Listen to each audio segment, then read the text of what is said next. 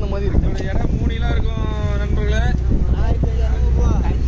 ஆமா, அந்த தும்பியை வச்சு தான் மீனை பிடிக்கும், இறை பிடிக்கும். ஏதாவது பேசுங்க. பாருங்க சைஸை பாருங்க.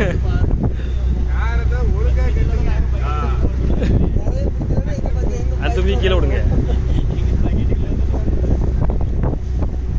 சைஸை பார்த்தீங்களா?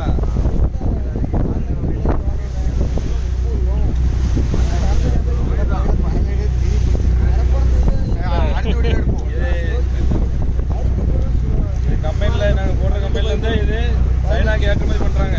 சைனா? இது கம்பெனிக்காரனுக்கு தெரியுமா?